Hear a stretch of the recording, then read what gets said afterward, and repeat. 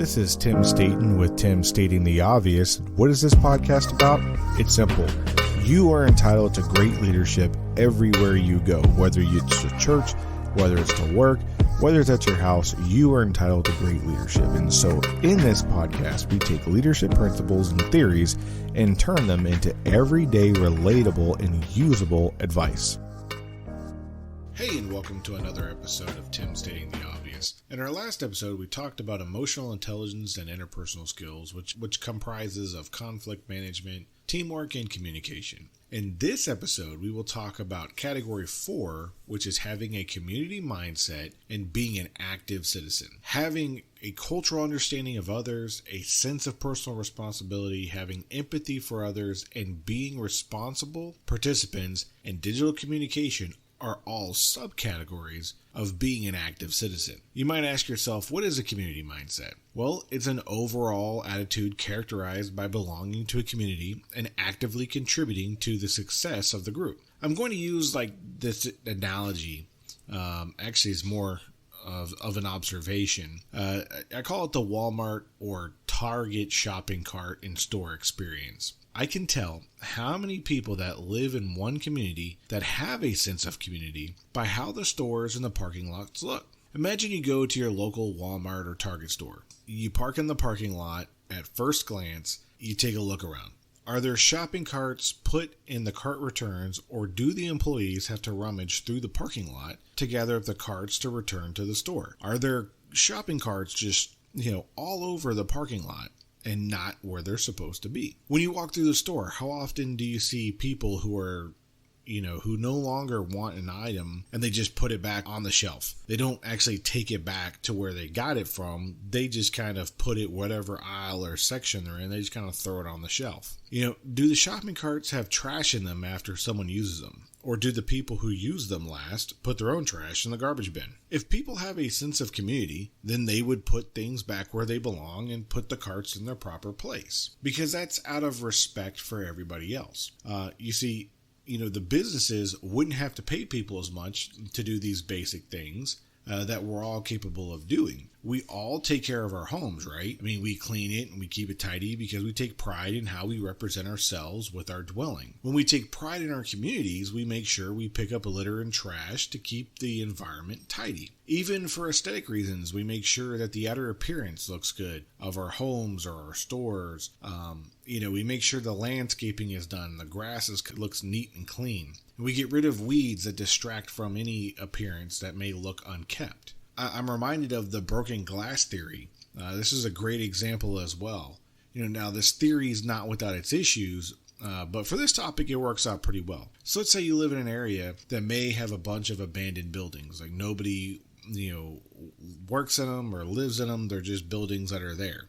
Obviously, there's owners of these buildings, and some of them decided that they do not want to fix the windows because they're tired of having to replace the broken glass. And then this gives the impression that the area is not safe and that the community doesn't enforce or care about the standards. Now let's say that there's new owners of the buildings that take over and they start to fix the broken windows. Even if someone comes by the next day and breaks one window, the owner repairs the newly broken window. Over time, the impression is given that the community cares and enforces standards.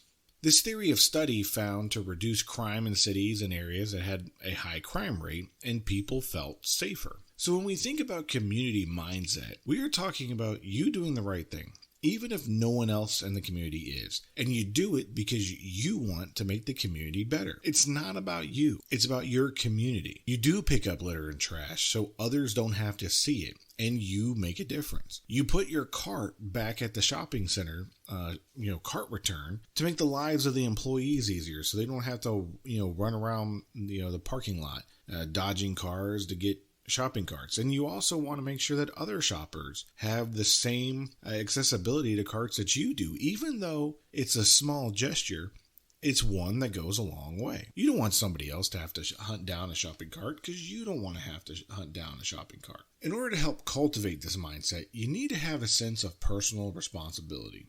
College campuses are perfect for this example. Let's say you go into a large cafeteria on any college campus. A group of people are eating and one person is at another table drinking a cup of coffee in a paper cup. The large group of people get up and leave, and they take their trash to the trash bin and empty their trays. Now, the person who's drinking coffee alone, he gets a phone call, and then he starts to gather his stuff, and he gets up to head out the door, leaving the coffee cup on the table. No one else in the cafeteria says anything to the person as they left it on the table. Now, let's say 3 more people pass by the table and see the cup still there, but leave it because it isn't theirs and they didn't put it there. They didn't leave it behind, so why should they take the cup and put it in the trash? See, a community mindset person would pick up the cup and take it to the trash, even though they didn't put it there. Every time a person passes by the cup and everyone knows it belongs in the trash, it sets a new standard and lowers personal responsibility. Anyone else in the cafeteria could have stopped the person and politely reminded them that they left trash on the table. That person could get upset and could not like to be reminded of their personal responsibility to the group to maintain an orderly appearance and adhere to the standards set by the community. But again, it's not about you. It's about the group. Sometimes when we get distracted, we just need a little gentle reminder to do the right thing. Everyone that lives in a community needs to take personal responsibility to adhere to the rules that the community sets. Anyone who has ever lived in an apartment complex knows this.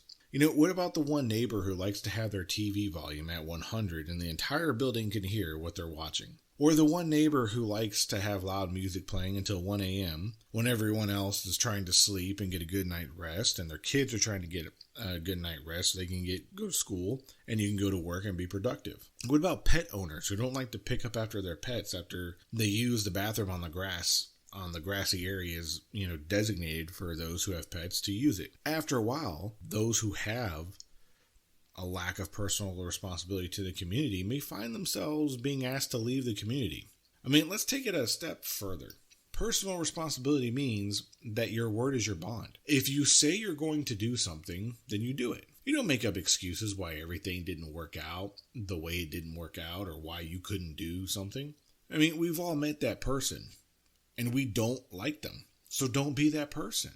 Lastly, no one can make you upset. You control your own emotions. That is a personal responsibility. You can choose to be in a bad mood, or to get upset, or to let things outside your control affect you, or you don't. I really hate to use this example because I think it's been overplayed, but the Will Smith Oscar moment is a great one. Yes, someone said words that they didn't like. Yes, you have the right to feel however you feel about it. However, you need to take personal responsibility for your actions afterwards. Don't get me wrong, Will Smith did that too. However, we don't need to be that type of person that says, oh, my coworker did things I didn't like or annoyed me, so I had to do, X, Y, and Z. Or these other people's actions made me do this. Whatever that might be. No, that's not it. You did what you did. Take ownership of it. We all live in an ecosystem of communities. In order to live, we need to have a sense of cultural understanding. We need to make sure that we differentiate the difference between understanding and acceptance. You can understand something without accepting it. And, what do I mean by that?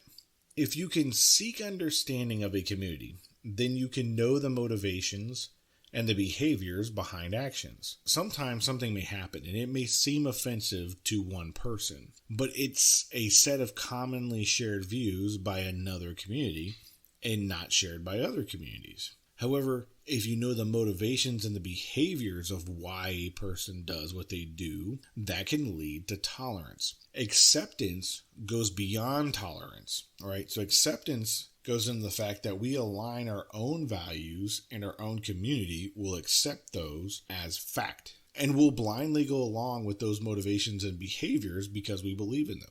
People can exist amongst each other through cultural understanding and knowing the differences between them. Knowing what might offend someone else in the community and refraining from those actions out of mutual respect for one another leads to more mutual respect. You don't need to accept their community's culture, but you need to understand their culture, and that can lead to tolerance. When we get hired by a company or organization, they have a culture. There is a set of values and rules and behaviors and norms that we must adopt in order to belong to that community. So up front, I would tell you and recommend get to know the culture of a potential company that you may want to work for.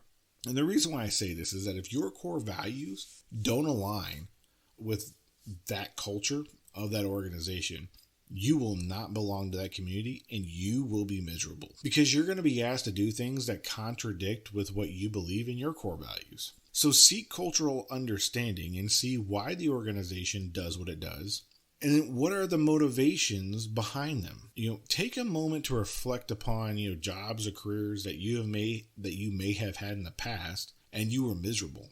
Why were you miserable? You may find that because you may not have known or understood the culture of that company before you were hired. And now they're asking you to do things that you don't necessarily believe in. For example, let's say that there's a culture of a company that works late. Like they tell you these are your standard hours and you're getting paid salary and they expect everyone to work those standard hours. And so you're like, okay, yeah, I could do that. I can work with that. But then as you get to understand the culture of the company, what they really say is on paper, we say, this is what we want you to do. But what we really want you to do is to go above and beyond that. And we want you to work 10 to 12 to 16-hour days because that's what's expected of you. Not because this is what we said we wanted you to do, but that's what we really expect you to do. Because as a culture of a company, that's just what we do. Or maybe you don't want to work on a Sunday. Maybe you want to have that as a day of rest. Or maybe you need a day off to count as your day of rest, as your day to recuperate and to do the things that you see fit.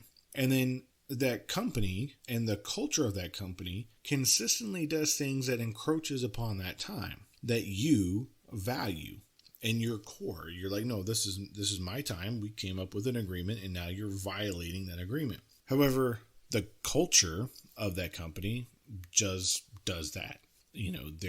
They don't value your time because they value the bottom dollar. They value the end result. And however they get that end result, they don't care as long as they get that end result. And if that contradicts with your core values, you're going to have issues and you're going to start resenting that job and you're going to become bitter and you're going to become angry about it. So know the culture and seek understanding of it. You may not accept it, but if you look for the reasons why and you seek understanding, you're going to have a better terms coming to tolerance with it. And by seeking understanding, we can then develop empathy for others. The book Ender's Game is a great example.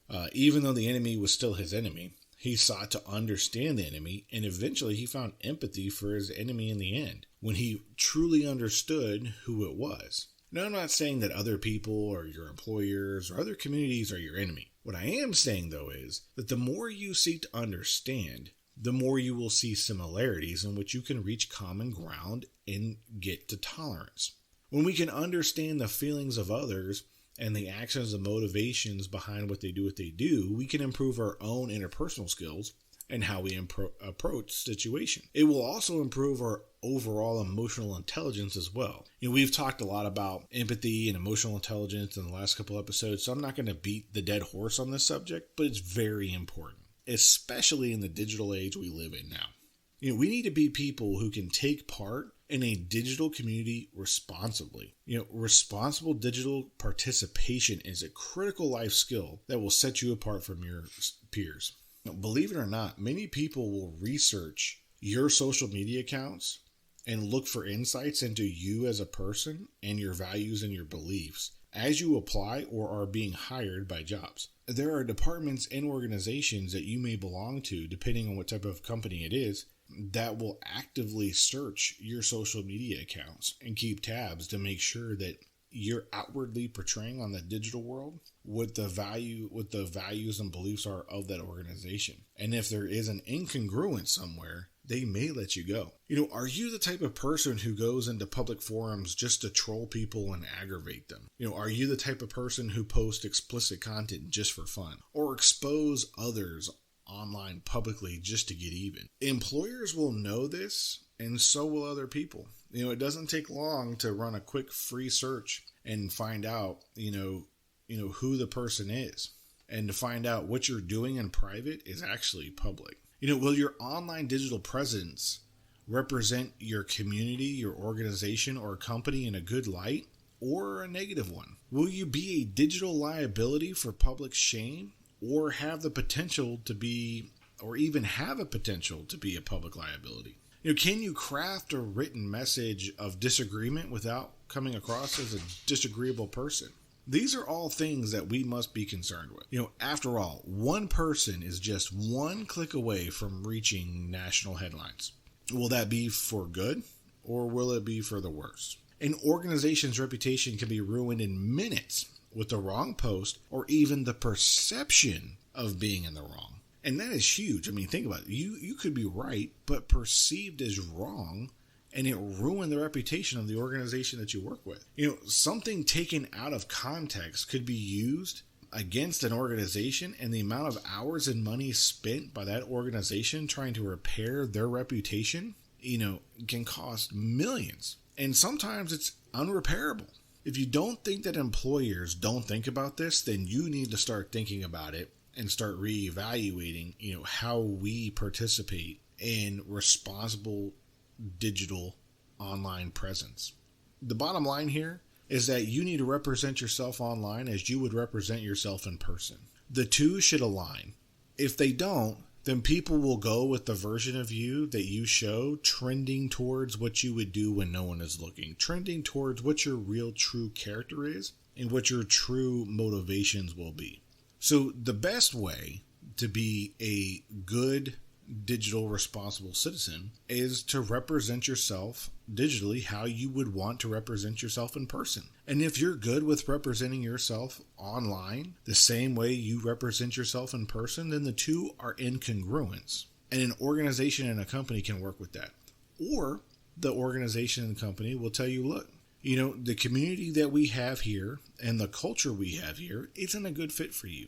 So maybe you need to look for a job somewhere else. And that is okay too, but you don't want to find yourself in a position where it looks like you're compromising yourself and your integrity just to fit in somewhere. So to sum up this episode, the life skills in this category are having a community mindset and being an active citizen. The difference between being a resident and a citizen is that a resident has no obligation to the community to which they belong to. They've just been granted the right to exist and live amongst those who have a responsibility and an invested interest in the betterment of their community. Another brilliant book and movie to help bring this point home is Starship Troopers.